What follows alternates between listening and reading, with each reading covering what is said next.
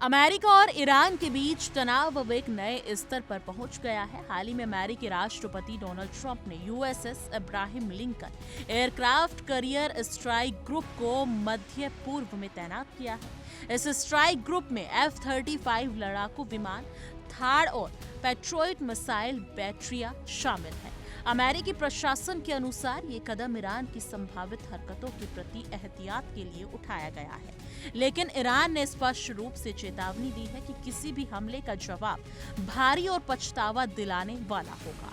America की सैन्य तैनाती ने मध्य पूर्व की स्थिति को अस्थिर बना दिया है। KC-135 रिफिलियर विमान और C-130 कार्गो विमानों के तैनात होने से अमेरिकी सामरिक क्षमता में और इजाफा हुआ है। विशेषज्ञों का कहना है कि अगर अमेरिका और ईरान के बीच कोई सैन्य टकराव होता है तो ये सिर्फ क्षेत्रीय विवाद तक सीमित नहीं रहेगा, बल्कि वैश्विक ऊर्जा बाजार, तेल की कीमतों और अंतर्राष्ट्रीय सुरक्षा पर भी गंभीर असर डालेगा। इसी बीच ईरान की आंतरिक स्थिति पर भी चिंता का कारण बना हुआ है। देश में बढ़ती मुद्रा स्फीति, बेरोजगारी और आर्थिक कठिनाइयों के चलते व्यापक विरोध प्रदर्शन जारी है। एक रिपोर्ट के अनुसार लगभग 17,000 लोगों की मौत की जांच की जा रही है। इन विरोध प्रदर्शनों के दौरान इंटरनेट ब्लैकआउट और सरकारी कार्रवाई ने स्थिति को और भयावह बना दिया है। ये आंतरिक अस्थिरता अमेरिका के लिए ईरान की प्रतिक्रिया और निर्णय में अप्रत्याशितता पैदा कर रही है। मध्य पूर्व में बढ़ते तनाव के बीच चीन ने कूटनीतिक सक्रियता तेज कर दी है। चीनी उपराष्ट्रपति वांग यी ने बीजिंग में 57 देशों वाले इस्लामिक सहयोग संगठन यानी कि OIC के महासचिव के साथ बैठक की। बैठक का उद्देश्य मध्य पूर्व में स्थिरता बनाए रखना, सैन्य टकराव से बचाव और राजनीतिक समाधान को प्रोत्साहित करना था। वांग यी ने स्पष्ट कहा कि केवल संवाद और सहयोग के माध्यम से ही क्षेत्र में स्थिरता लाई जा सकती है।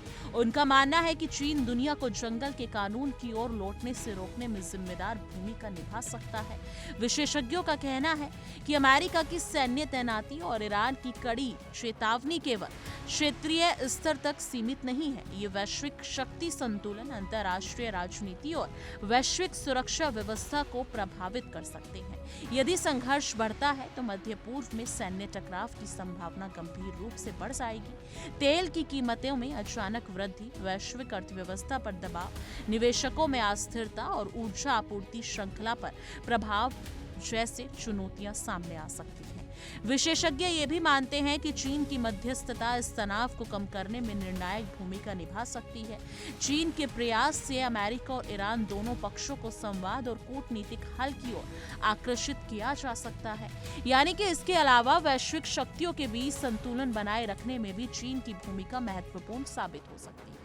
हालांकि अमेरिका की चेतावनी और ईरान की कड़ी प्रतिक्रिया दिखाती है कि किसी भी समय तनाव में इजाफा हो सकता है। अमेरिका ईरान तनाव केवल मध्य पूर्व में स्थिरता को प्रभावित नहीं करेगा, बल्कि पूरे विश्व के रणनीतिक, आर्थिक और सैन्य समीकरणों पर असर डालेगा।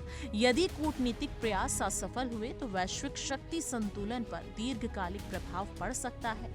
यानी कि कुल मिलाकर ये समय बहुत नाजुक है। अमेरिका और ईरान के बीच बढ़ते तनाव, ईरान के अंदरूनी विरोध प्रदर्शन और चीन की कूटनीतिक सक्रियता ये संकेत देते हैं कि दुनिया एक ऐसे मोड़ पर खड़ी है जहां सैन्य और कूटनीतिक रणनीतियों का संतुलन स्थिरता और अस्थिरता दोनों तय कर सकते हैं। ये देखना अब महत्वपूर्ण है कि क्या वैश्विक शक्तियां मिलकर किसी समझौते और स्थिरता की दिशा में कदम बढ़ाती हैं या मध्य पूर्व में तनाव और गहरा जाएगा।